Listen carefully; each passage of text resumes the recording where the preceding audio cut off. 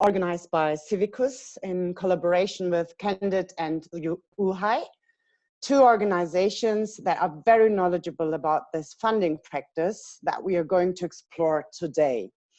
So very quickly to myself, my name is Serap Altınoşuk, and I'm the Director of Plan International Europe Office, also a CIVICUS board member and an Action Circle board member of Fair Share of Women Leaders. I believe in intersectional feminism, and I'm really a proud feminist. And I was previously working for the European Women's Lobby as their program director.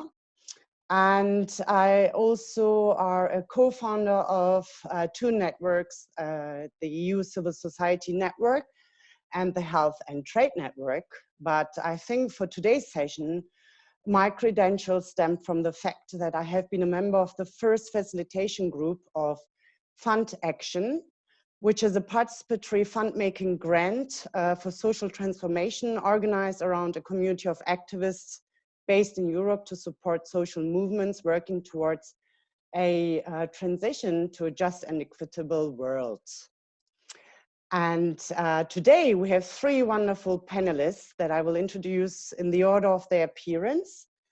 First, we have Sarina Dayal. She is the Global Partnerships and Projects Associate at Candid, where she works to strengthen global data and knowledge on philanthropy.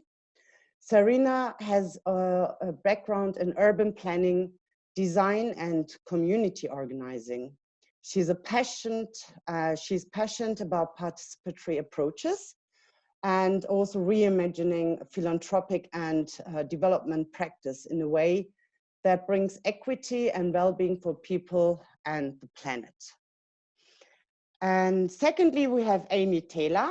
She is the Chief Strategy Officer at CIVICUS, where she provides strategic leadership on civil society resourcing, effectiveness, innovation, and accountability.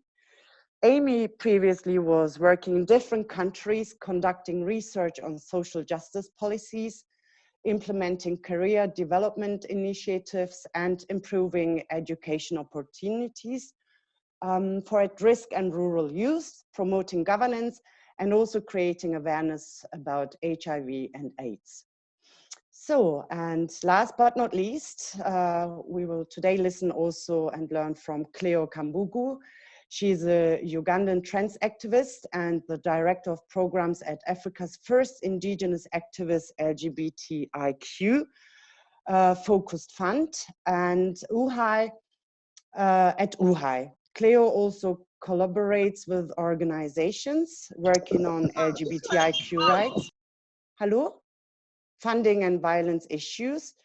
And prior to her 11 years in philanthropy and activism, Cleo worked with the trans community in Uganda to advocate for affirmative trans health services. And she loves farming, biology, and biotechnology. Before we start with the presentations, can I please ask you all to mute yourselves, please? And also to allow me to go over the agenda. So first, Sarina Dayal, she will provide a brief introduction to participatory grantmaking.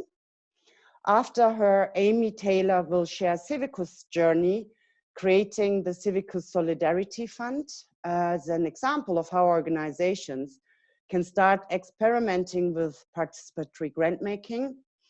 And Cleopatra Kumbugu will tell us more about UHAI's experience with participatory grantmaking and how to address common challenges and opportunities of this model. And at the end, we will also have the opportunity of a 10-minute question and answer sessions before we are going to end the webinar. So without further ado, we will turn the time over to our first presenter, Sarina Dayal from Candid.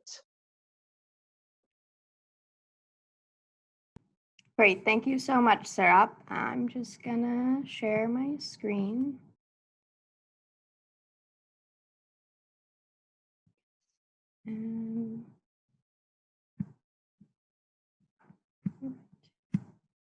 Okay, so thank you, Serap, for the introduction. And as Serap mentioned, I'm just going to give a brief overview of what participatory grantmaking is. Before I jump in, I'm going to show 3 slides that have a question, just for something to think about before we get into the topic. These are just, there's no right or wrong answer, but just something to get your mind thinking about the concept of what participatory grant making is and what the like ethos of the practice is. And so you can keep these in consideration as I start talking about what the practice is and how this applies to your work.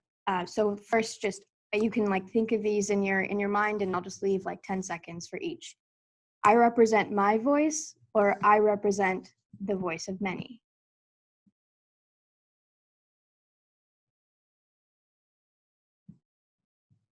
And then I'm having trouble. Okay.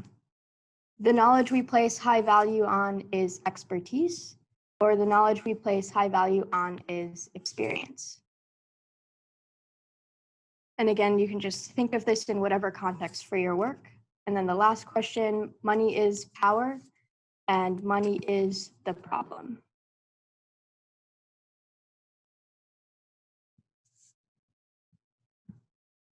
And actually, sorry, I think that we are in presenter mode.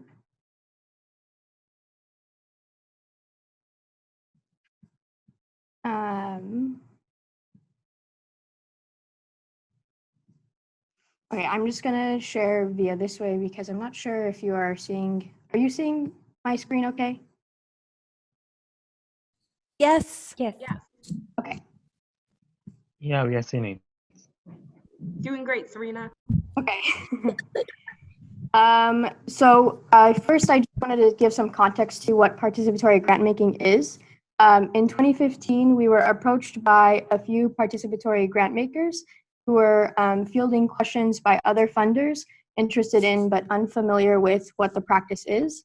They expressed a need to document knowledge about the practice, and we also noticed a gap in resources on this approach, even though there are many foundations using this. So then we set off on this journey from Candid and Grantcraft to develop a guide to bring together knowledge in the field. We spent 2 years understanding why the practice is done and connected with over 60 people in the US and around the world and put together what we learned. We then developed the guide and an additional resources, which are all found at the link that you see below. There's blogs, videos, and more content there. One thing we know is this approach is here to stay in philanthropy, and it's growing, and it's not just a temporary trend. It isn't something that is new, even though we're hearing about it a lot, that people have been doing this work for decades. And something that we noted too was just it's risen in popularity recently and connects with many other conversations in philanthropy that are tied to increasing transparency and equity. As an approach that centers inclusion, it also addresses the need for more equitable practices, both structurally within our organization and how this impacts grant making. So we're excited to be a part of this work and to share with you why it's a valued and timeless practice and how to bring this into your work as well. So really quickly, first, I just want to give a definition of what participatory grantmaking is. Before our research, there was no single formal definition of participatory grantmaking. And so when we created the Grantcraft Guide, we also developed this definition based on conversations with people who are doing participatory grantmaking, so there could be a common understanding and discussion within the field. What we came to was this definition. Participatory grantmaking cedes decision-making power about funding, including the strategy and criteria behind those decisions, to the very communities that funders aim to serve. This means that it's not the board or program staff making funding decisions, but instead that funding decisions are driven by communities who are impacted by the funding themselves. While we now have this common definition that's here, one thing to keep in mind is that there's no single way to do this.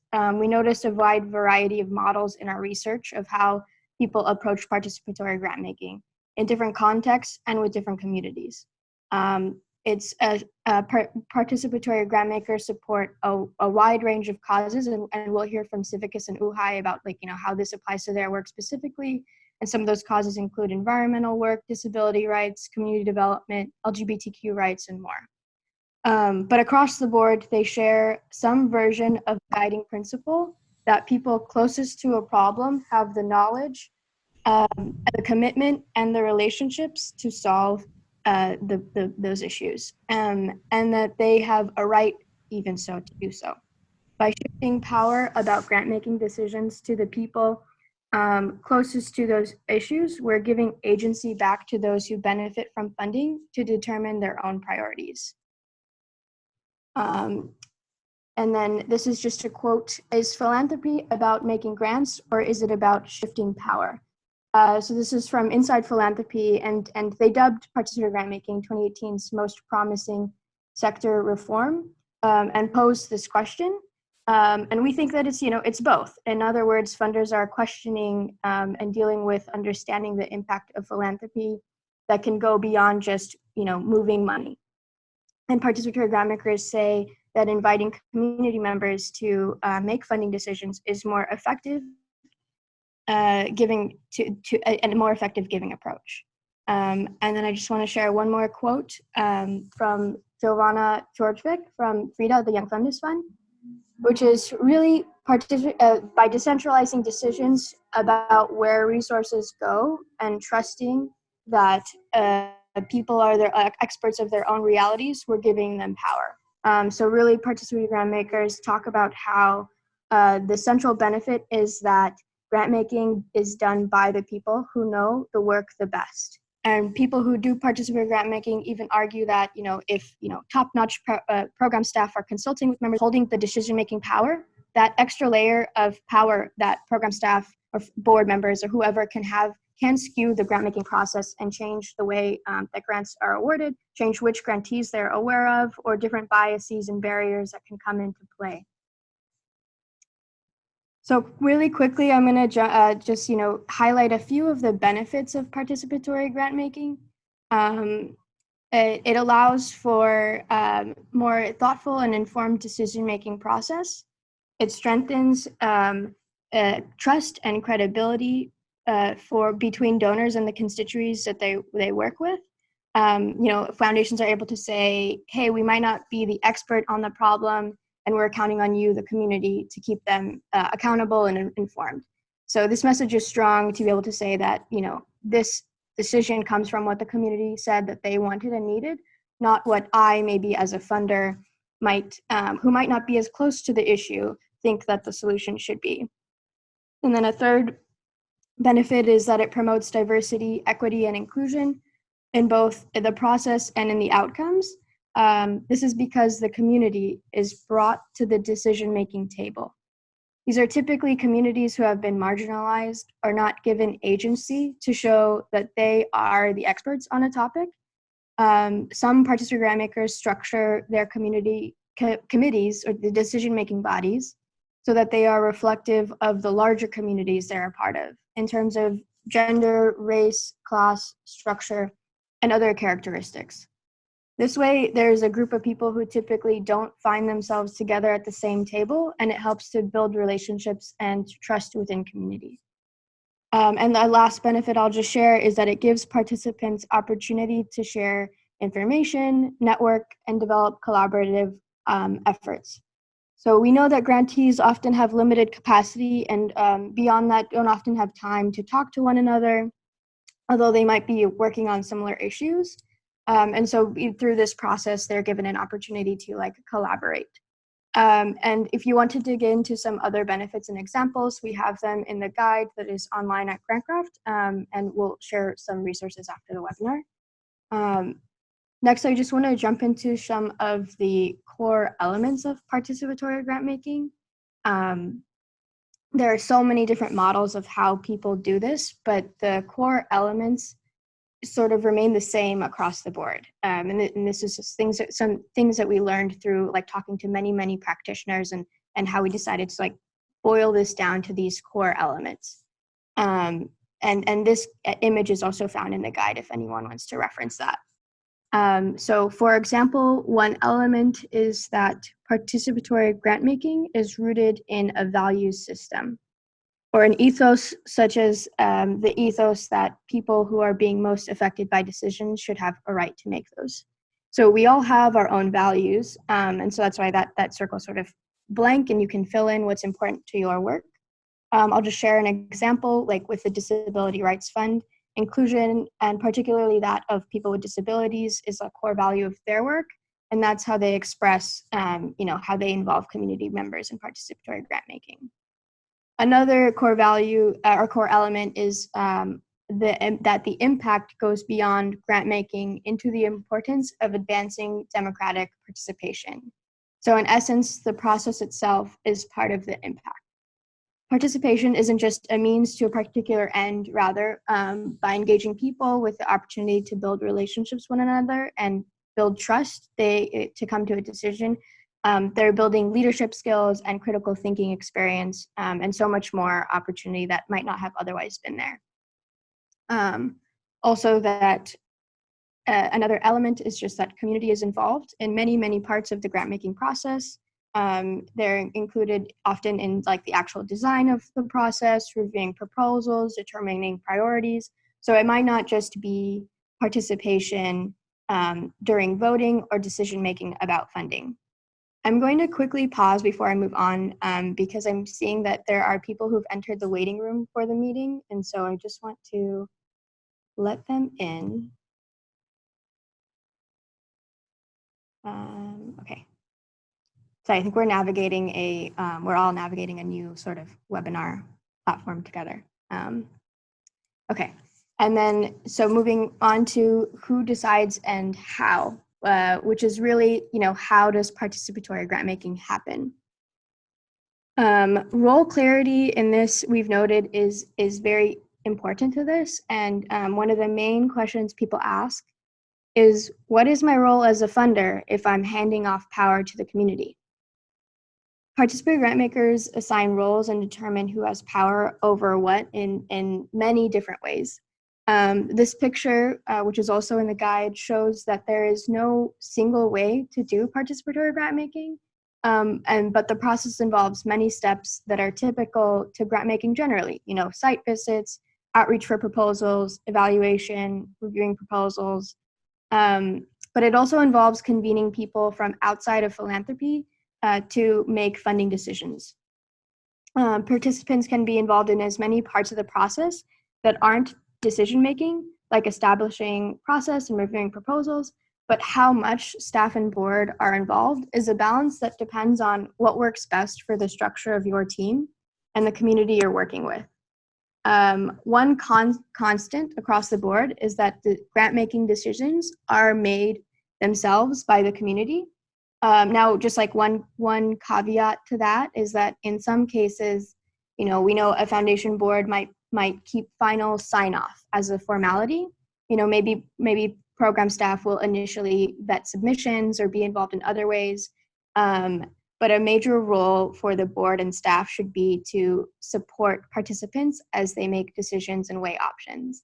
And even if, foundation board might have to, as a formality, sign off on the final funding decisions, we learned this one example from the Brooklyn Community Foundation that no matter what, though, they always make sure that they are making that decision in alignment with whatever the community has decided.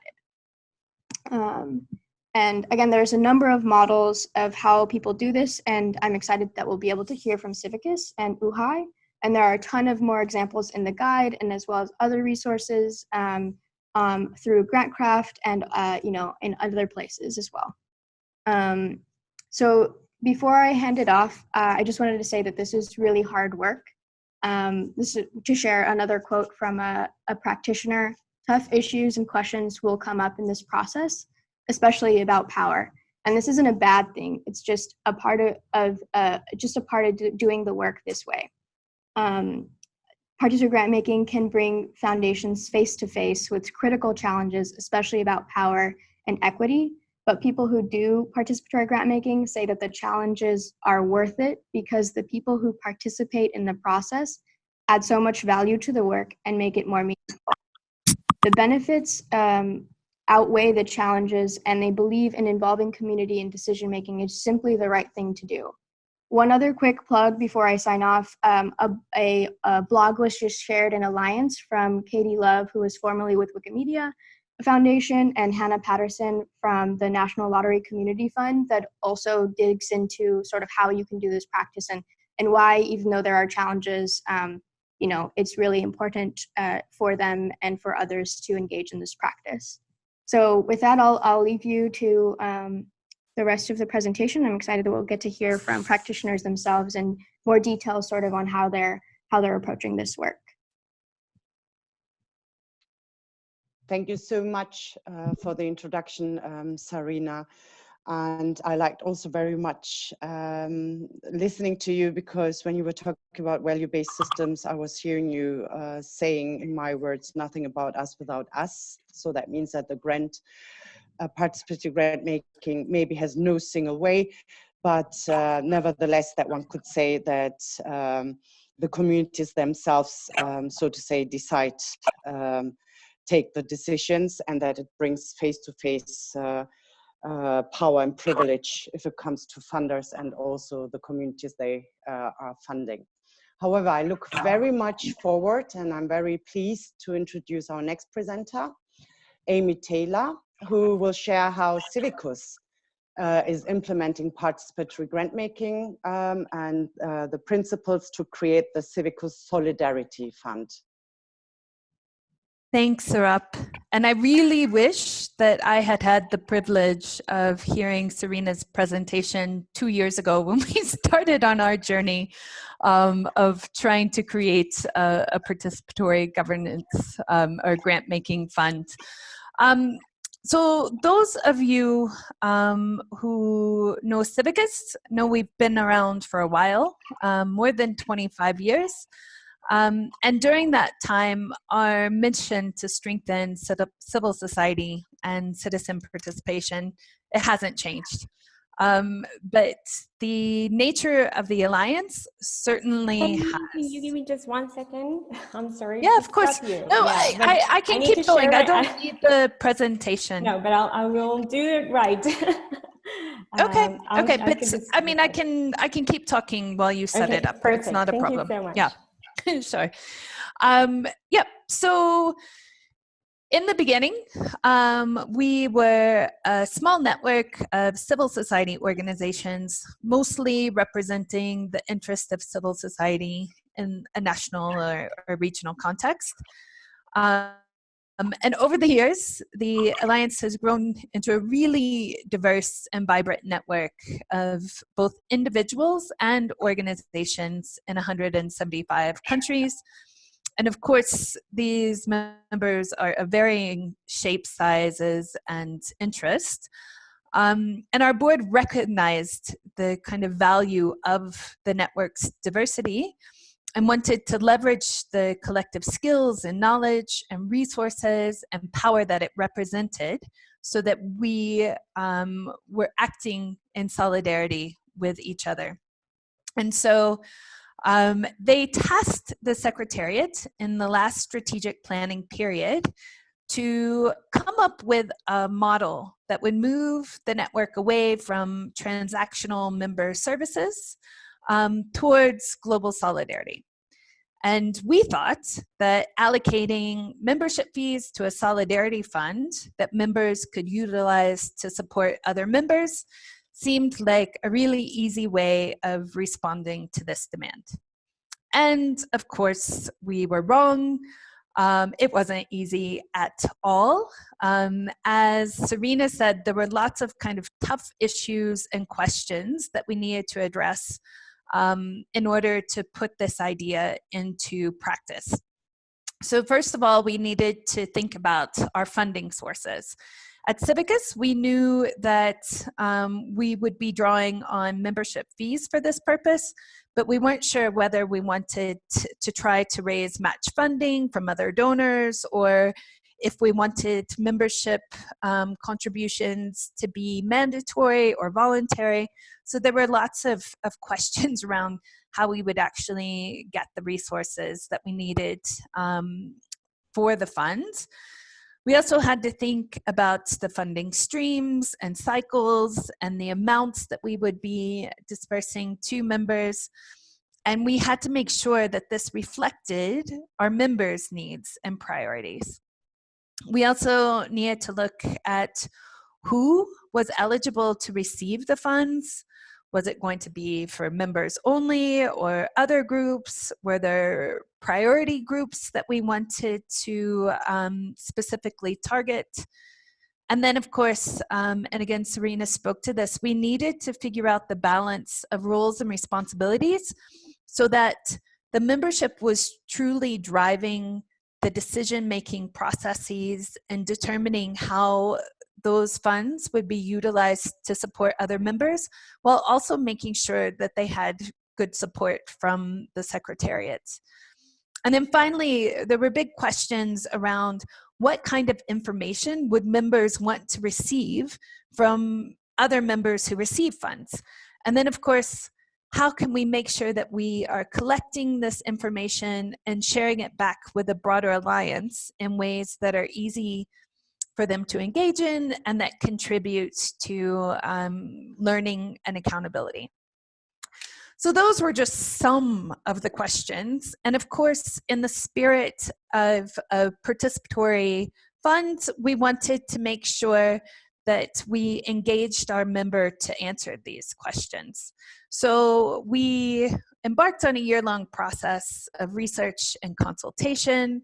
We looked at good practice on how other participatory funds worked, including UHAI. We interviewed members to get their feedback on how they wanted the fund to be set up. We solicited expert advice, including UHAI, on how we should go about implementing this idea.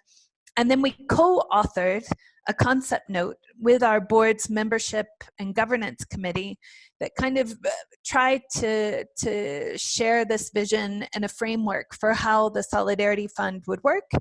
And then we engaged with our members around that at the annual general meeting to finalize the idea, and then took it to our board of directors to adopt. And I should mention as well that our board of directors, it is a board that is elected by or from our membership, by our membership, and represents our membership. So another, I guess, accountability mechanism there. So at the end, what we ended up with was a CIVICUS Solidarity Fund. And in 2019, we launched the first call of applications for a member-led, member resource mechanism that provides both flexible and rapid response funds. And these funds are mobilized in solidarity with deserving causes. And these are normally deserving causes that don't receive adequate support from traditional funding and other support mechanisms. In everything that we do related to the funds, we try to practice our guiding principles of diversity and inclusion, flexibility and learning, independence, innovation, and solidarity. And of course, a key kind of principle of any participatory grant-making scheme is around the inclusion of communities in decision-making. So in administering the CIVICUS Solidarity Fund, we formed a membership advisory group, which again was nominated and elected by the membership.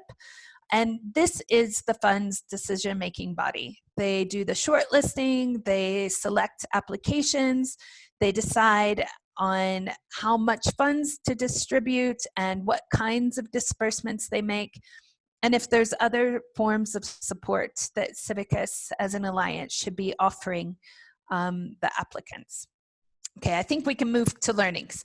So, in the spirit of failing forward, we're only a year in, and yet we have lots of great examples of things that haven't worked, as well as a few kind of wins that we would like to celebrate and share. In terms of bright sparks, I have to say our member advisory group has really embraced the idea that this is a learning process. So we have really made sure that in every single round of the fund, we have used new application forms, new decision-making processes, new reporting formats, and all of these changes are around trying to better reflect our guiding principles in the kind of day-to-day running of the fund. The member advisory group has also been really intentional to act as allies to other members and not kind of let those power dynamics creep in and start speaking from kind of a place of authority as you might expect from a funder. So they've really been intentional about their language and their use of language that that depicts solidarity. They've been super kind of cool about embracing risk and making sure that they're not afraid to support members in need, even if there's some risk associated with those funds not being utilized exactly how the applicant had anticipated. And they've also really valued ideas and need over well-written applications. So I have to say that that spirit of solidarity is reflected in how the member advisory group operates.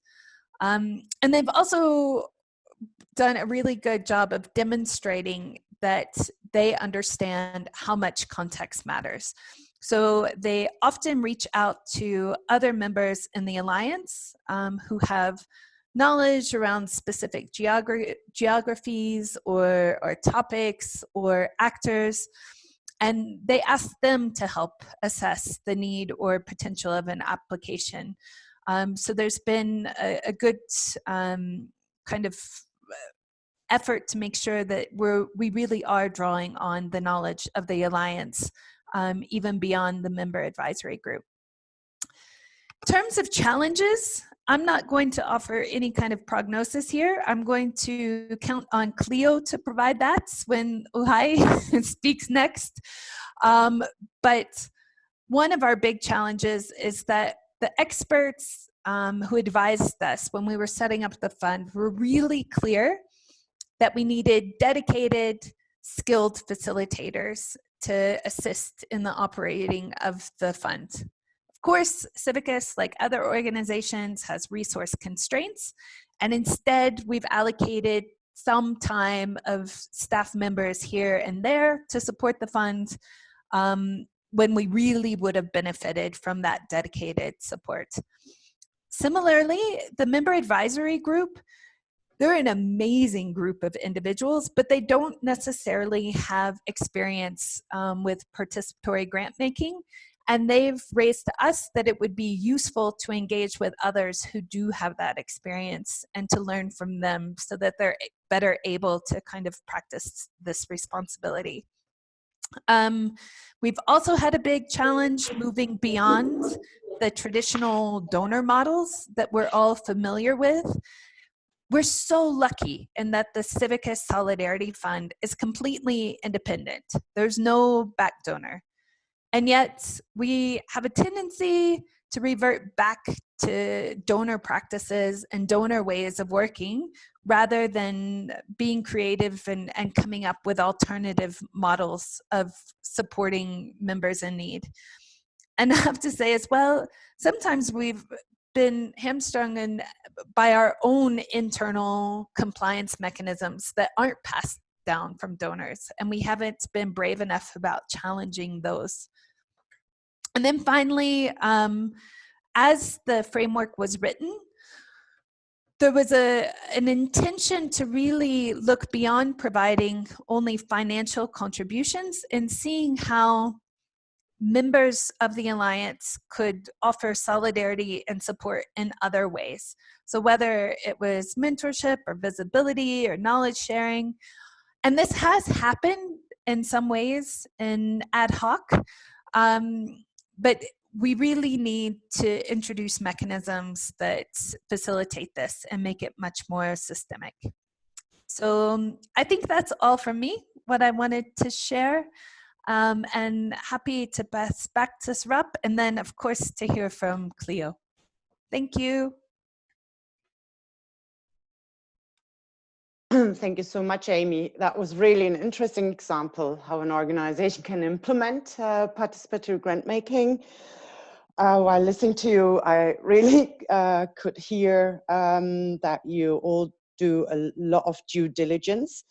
And I found also very interesting that you were mentioning it as well with regards to the roles and responsibilities, and how to create the best way of understanding what the roles and responsibilities mean and how one can do it differently. And what I took with me, I think that's also very interesting, is that, that context matters, and that this is one of your learnings and how you deal with it. However, of course, I heard you also saying that challenges are existing, of course, as well, and that one can fall back to traditional donor practices. However, maybe we have the opportunity, Cleo, to hear from you. What are your learnings, or you might already have the opportunity to share with us how one could maybe in a more systemic way or a more creative way ensure that one is maybe not falling back to traditional donor practices.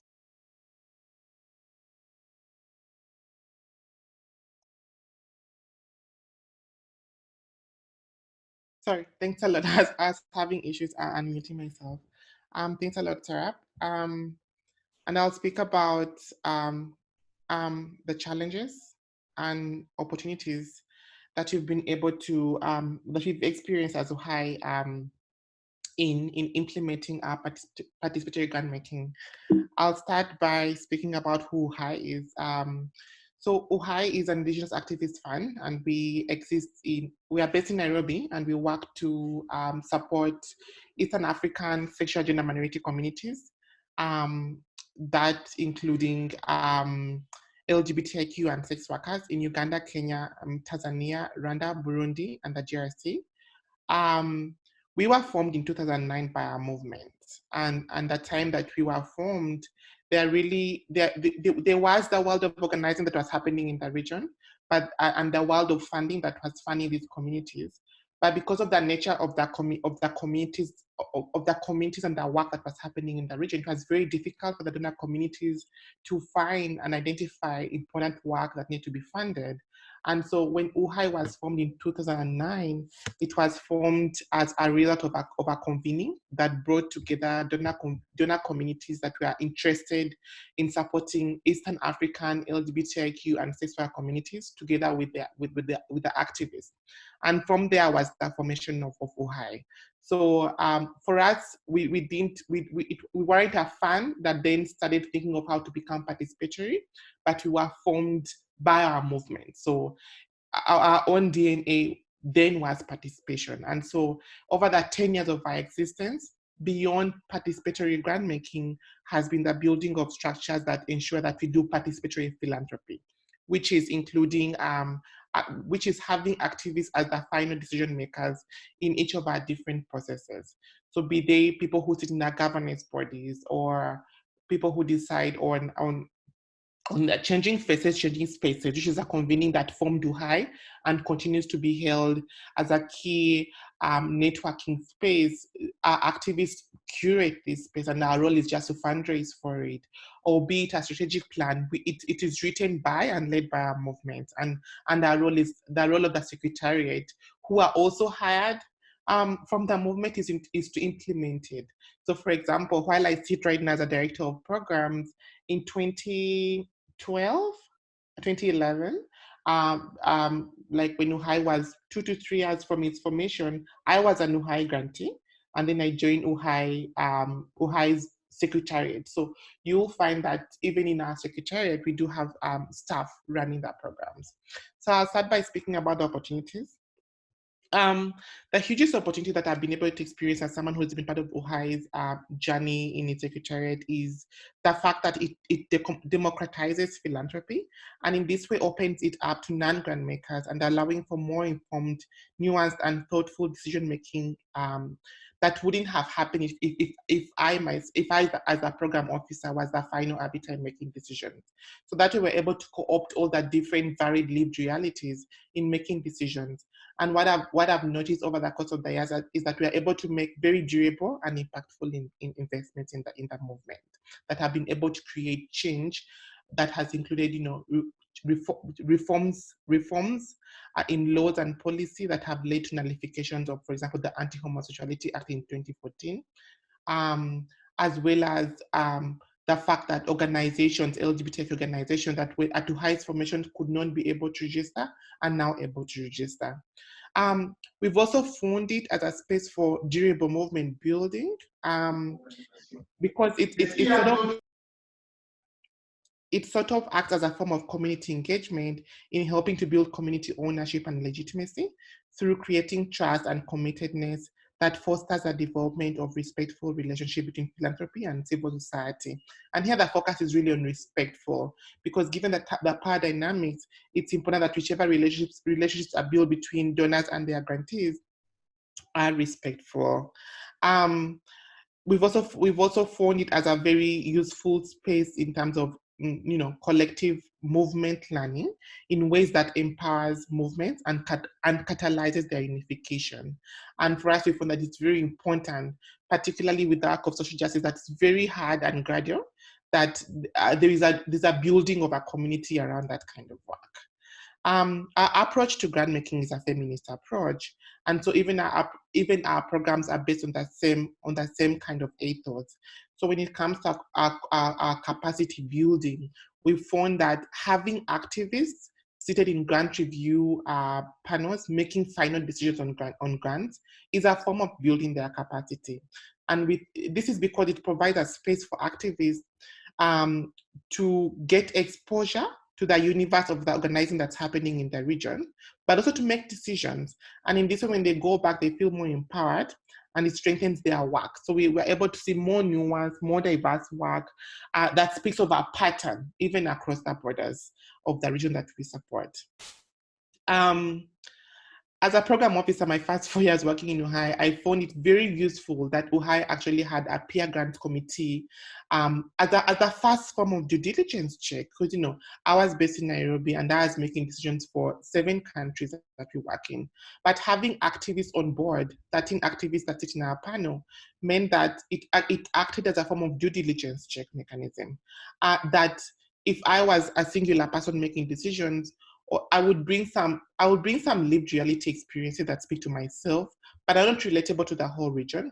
But by having the diverse activists seated in that committee, we were able to bring on board the varied lived realities, the experiential skills, that then meant that when it came to making the grants, we were able to provide like an enriched feedback to the proposal that came in, including the implementation of the work. And that way, which speaks to the last thing as well, that it expanded the aperture of grant making in our review processes, by having the diverse activists being brought on board. And so I'll just jump quickly into the challenges that we continue to experience, but also most importantly speak to how we're able to mitigate them, so the challenges and the solutions. Participatory grant making is very expensive in terms of time and resources. Because for us, for example, we work in a region that we work in 3 languages. So the activists that come on board to participate speak English, French, and Swahili. And one thing about participation is that you should be able to create an environment that allows activists to participate meaningfully, meaning participate in a language that they're able to understand, not a language that they are forced to understand. So the creation of this space that allows for meaningful participation means a lot of money. The orientation processes mean more money in terms of investment, huger translation budgets, and all this. The advice is for anyone thinking of participation is that don't compromise on this in creating a participatory grant making processes. If you do, do so intentionally with a view to incrementally open up that space, allowing for more opening of that space for everyone to be able to meaningfully participate. What we've experienced in the end is that a cost-benefit analysis shows that a lot is saved in terms of making more informed investments and less random haphazard decisions, leading to less risky investments. Another issue is the safety of activists. Because we do work with activists that identify us as LGBTIQ and sex workers, and from a region that criminalizes these same communities, it was important for us to think of how to protect their safety even as they participate in these decision-making processes. And that meant, ensuring that their participation is kept confidential, while still maintaining transparency. So transparency was maintained how? It was maintained by, for example, sharing the demographic, like the genders, the sexual orientation of the people that are sitting on this in this committee, including the countries they come from, as a way of ensuring transparency but still ensuring safety. Conflict of interest is something that you will just continue to deal with. It's just a thing, and the advice is just to manage it, because interest is required in these processes because they are political value-based processes. But however, how you can deal with this is actually having strong languages in your contracts and MOUs that elaborate conflict of interest and circumstances that speak to the conflict of interest, and then have clear penalties that speak to its breach, including include the exclusion from the review board or cutting funding from the organization that they represent.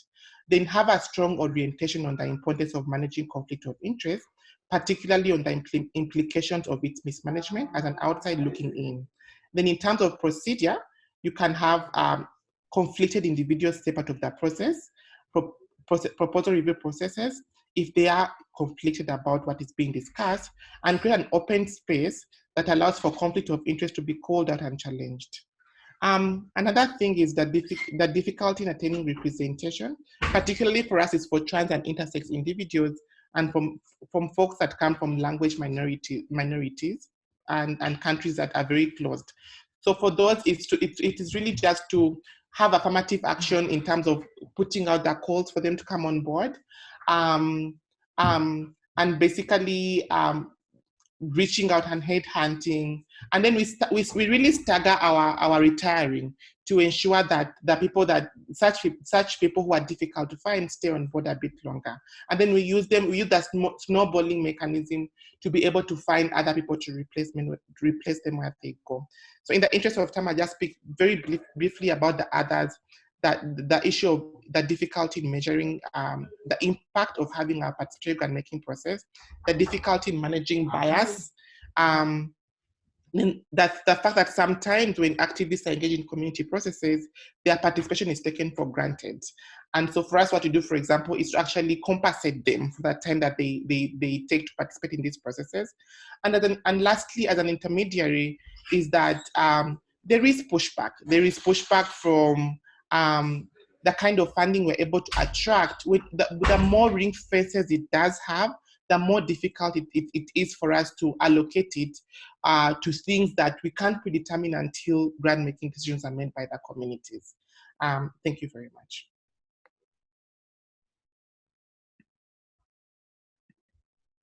Thank you very much, Cleo. One can see that you have already many years of experience in finding out the best way to ensure participatory grant making is also aligned with your values. What I like very much that you also started with, that this is democratizing, so to say, philanthropy, which for me is again a circle going back to what Sarina said at the very beginning. If it's about power, if money is power or a problem, or if we want to have experts or people who have the experience and are experiencing, so to say, the issues that they know best, and most probably also what are the best solutions for it.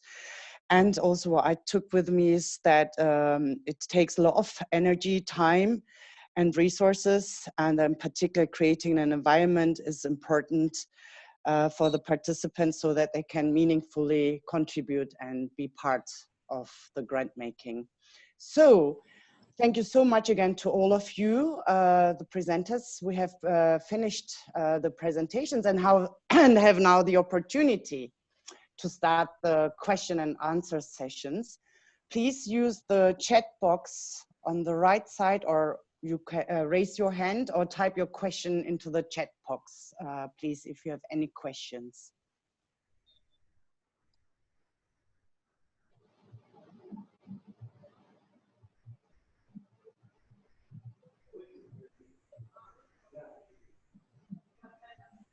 Hello, thank you. My name's Adrian Sell. I'm a freelancer and I'm work with civil society in a number of ways. I'm really interested in the area of conflicts of interest, and it was touched upon by one or two of the speakers, but I'm trying to put together or trying to work with a few other people on developing a social movement, and also using as a means to raise funds and then disperse those funds to members. And I'm interested in how you manage the conflicts of interest inherent in members making decisions about how resources are allocated in a way that neither advantages nor disadvantages the people who are actively involved in those decision-making processes. Because I can see that it's a very powerful tool, but I'm also interested in how you manage those conflicts of interest. So it'd be good to hear from people on any experience or thoughts on that front. Thank you. Oh, thanks for the question. Who would like to respond? I'm happy to speak to it because I actually went through it really fast because of the interest of time. So I'm happy to speak to it. Yes, super. Really, you can't avoid interest if you want to involve activists in these processes. And that's actually the thing that actually strengthens participatory grant making, that the activists have a vested interest in ensuring that these projects go well. Now, the issue comes with a conflict of interest, the conflict, which is what we're discussing right now. And so what we do for us is to have a very strong orientation that beyond focusing on the technical skills, we focus also on the values. So in the values, we discuss why a participatory process, what makes it strong, conflict of interest, and how do you identify it and manage it. And so beyond speaking about it and having exercises that speak to it, is that the activists that sit in our review board, we sign an MOU with them, and the MOU lays out conflict of interest. It elaborates the circumstances that in which someone could be conflicted, and there are clear penalties that speak to its breach, including, exclusion from the review board or cutting or funding from the organization they represent. So there's clear penalties attached to that conflict of interest happening. The other thing in terms of its management procedurally is that the space is set up such that if someone feels conflicted, or if another review member feels that someone might be conflicted, they're able to call them out and ask them out of their rooms. What we've noticed most times is that people step out of the room when they feel conflicted. We seldom have it the other way around, where someone has to first be called out before they step out of their rooms. A question I've been asked is that when someone steps out of the room, do we lose the input they could have added to its review? Which is a good question. So sometimes you have someone give their narrative and background of that proposal, but they're not allowed to review, and they have to be out of the room as that proposal is being discussed. So that helps to manage the conflict of interest. I guess a very close cousin to conflict of interest is bias. And in managing bias is we name the bias, and again, have very strong orientation on the values around the importance of managing bias and how it arises, as well as create a very strong political consciousness about its unusefulness in the process and how it just doesn't help that process. In addition to this is that our committee has 13 people, both in terms of creating the diversity of the people who are in this space, but also it means that in any case, if someone is biased, when they are scoring, the weight of their bias is 1 out of 13, because then the score is an average, because we use a quantitative method that adds to the qualitative process. So if anyone is biased at any one point and they fail to expose themselves, even when they score, that score is 1 out of 13 in terms of its contribution to the bias. So that helps to reduce the effect of the bias in that room. Thank you very much. That was really interesting. Yes, thank you so much, Cleo. Everyone who's writing to the chat box, we will try to respond to that today. If not, I believe that maybe the other ones, our participants would be so kind to respond to them maybe later. But however, first I would like Cleo, because there's another question which I think is also referring to you. Would you be able to share some strategies to work with more traditional donors to convince them to use more participatory forms of grant making? And how do you push back on the pushback basically? It's from Ilaria.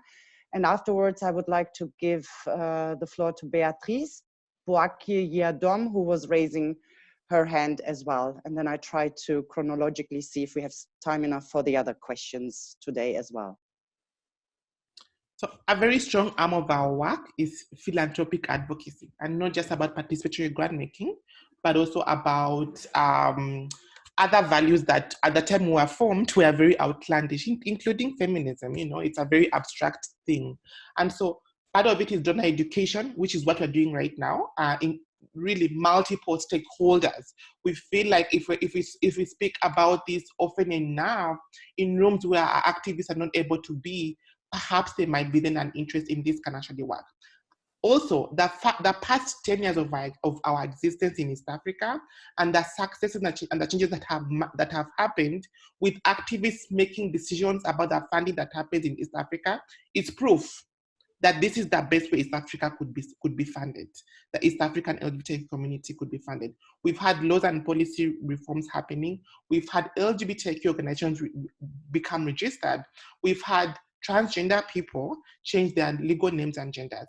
And this is just 10 years. In social justice, this is like really fast. And so documenting this is important. The other thing is, you know, linking up with like-minded individuals and documenting our experiences, challenges, opportunities, successes, but also to help people think through how do you become participatory in a less confrontational, more community building space, and speak of, you know, practical things that someone can do to actually become more participatory. And part of that is that we did with Candid and a couple of other participatory grant makers who think that's the best of that funding could look like. And so building a community around participatory grant making has helped us to actually keep on speaking about this in other spaces. What we've seen is donors becoming more convinced that this is the way that funding could happen, and then pulling out of spaces that they have actually funded differently. Beyond that, we've seen funding become more flexible and more general support and less project oriented. So it's really borne other fruits beyond what we even anticipated.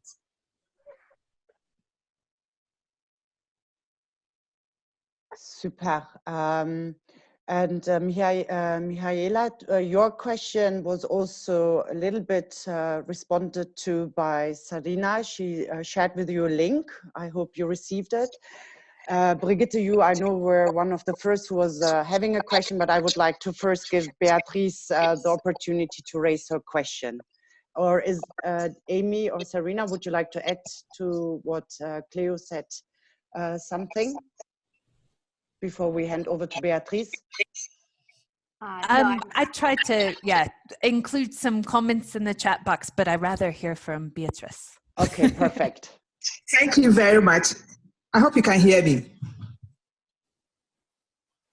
Yes. Great. So thank you very much to the panelists. I just wanted to find out, in participatory grant making, how do you deal with due diligence? And when an untoward action comes up during due diligence, how does the committee deal with that? And then secondly, I want to find out how democratic that committee is. In putting together that committee, how democratic is it? Thank you. Very good question. Who would like to go for it? Well, I'm happy to answer the second question around kind of the, I guess, ensuring that your decision-making committee has been formed in a democratic manner. And I can just provide, rather than any kind of expert opinion on this matter, I can share the example of how this works within CIVICUS, so that you understand that there is a process in place. And then I would love to hear from other colleagues around how they manage this. But with our membership advisory group, we first published the terms of reference because there is obviously a time commitment, and in that way a cost to members to engage as a member of the member advisory group that is the decision-making body of the CIVICUS Solidarity Fund. So we first published a terms of reference with the kind of time requirements and expectations so that everybody knows exactly what they're signing up to. We then accept nominations, and those nominations can be self-nominations or from nominations from other CIVICUS members. Those nominations are then taken to our board of directors, who shortlist the member advisory group. And that's a really important step in the process because we're really trying to make sure that the member advisory group not only represents geographic diversity, but also represents the target stakeholders that we're trying to support through the fund. And also, and this is important to that previous question around bias, also represents diverse perspectives, because one of the best ways to mitigate against bias in decision making is to have a group of individuals with really different experiences, backgrounds, and perceptions. And then after the board shortlists the member advisory group, we go back to the members and the members vote. So that is our process. So there's multiple steps of engagement and due process and selection, which we hope democratizes.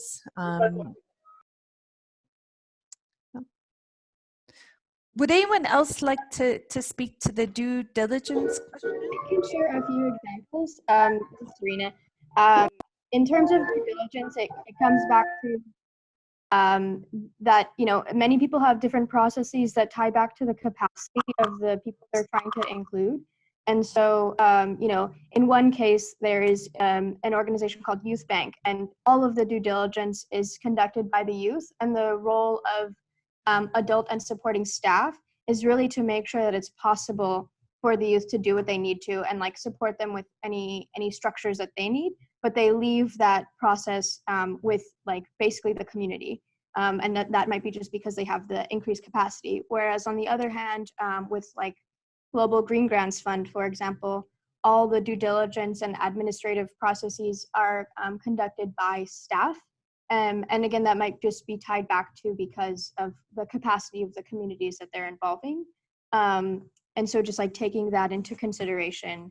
And then one other thing, I'll share this in the chat, but we did ask many people that we talked to, how do they conduct due diligence? And everyone sort of does it differently, depending on different factors. And so I'm just pasting a link here to what we call the mechanics of participatory grant making. And in this resource, there's a bunch of questions tied to the processes that people have, and there's different answers to how they've addressed them in their own words. So you can refer to that document and sort of see different models and how they might more closely align to the structure that you're working within.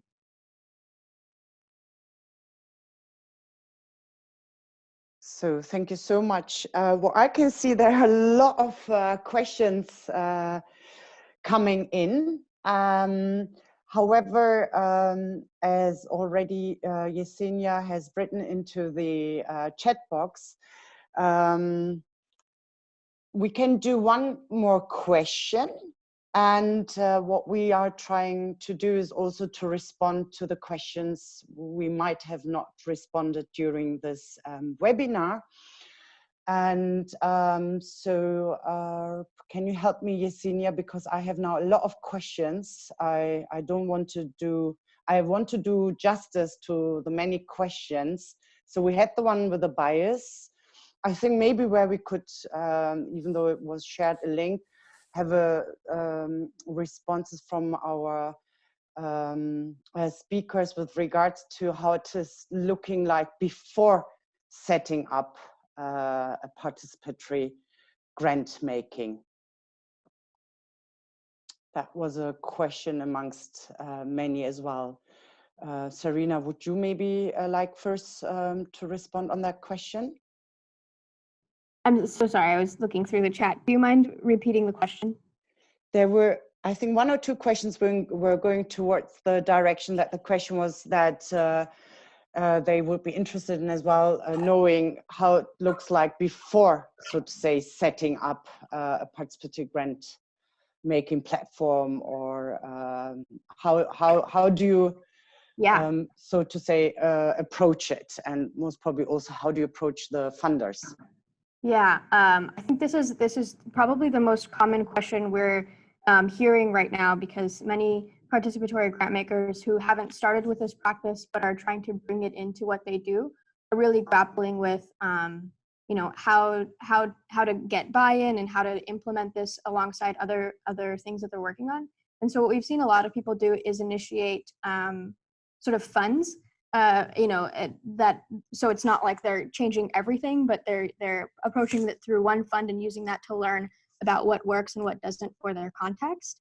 And then, but another huge part of like just initiating this is just having these conversations internally, I think, with staff and board, to make sure you're all in alignment about the values of what participatory grant making is and how you want to conduct that. And like, you know, talking about issues of like power and involving community, I think, as early as possible. And some of those conversations and decision making will be informative to how you structure the process.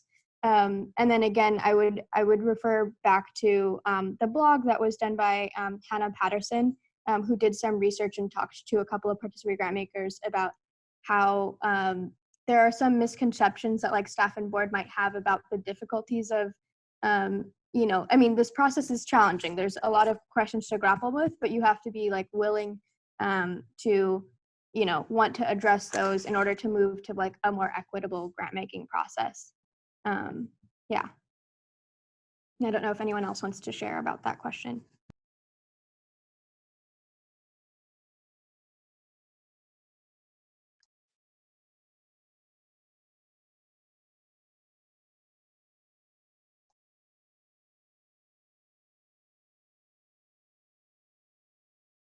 I'm wondering if I could speak about a question that someone wrote there about how are members selected? Is it voluntary?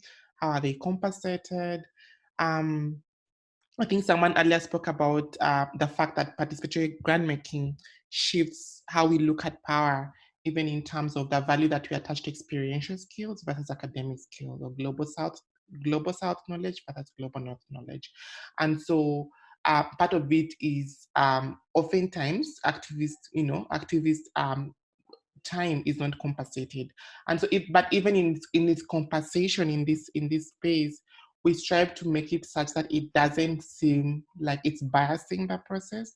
So what we do, for example, for the activists that we work with, we compensate them for that time in terms of giving them a honorarium. So that's both for the orientation as well as for the review period, being the virtual reviews and the physical review. And so we just term it as an honorarium, thanking them for giving back to their movement in terms of determining how funds get moved. In terms of how the activists get onto these committees is their nominations. You can either nominate yourself or it's nominations from other community members, because they value your presence in that kind of space. And we have a very strong onboarding process that's quite elaborate, and in its elaboration it mostly focuses on, you know, where your values are at as you're coming to this position, and if you're able to be committed to this. If there's any gap in values, it will be further addressed during the orientation. But just that, because this is a value, if the values aren't in the right place, things could really go wrong. In the orientation, in the onboarding, in the call, we pretty much focus on values and political consciousness, and then have the MOUs to safeguard that process in case it goes wrong, because sometimes things do go wrong, to just safeguard ourselves. And then the other thing that everyone else mentioned. Perfect. Thank you very much, Cleo. I also wanted to inform you all participants that you will receive the recording, and you will see also on the right side of the chat box that our speakers are also responding to some of your questions with links, or also typing in their responses. So I would very much like to thank everyone for their participation at this webinar. I really see there's a high interest. I think might be an idea to produce or to organize again a webinar around this topic in the near future. We will definitely share with all of you the slides, the recording, and as either as a blog or also as an email, maybe also responses to questions which haven't been responded yet in the chat box. So I wish you all a wonderful weekend. Thank you again to the speakers, to the participants, and have a lovely weekend. Bye-bye.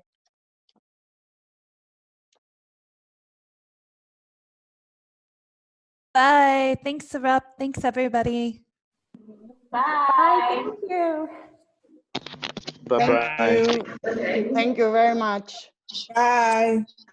Bye. Bye from all over the world. Very good. Now. Have a Super. great weekend, everyone. Yes, bye. Bye. Wonderful. Awesome.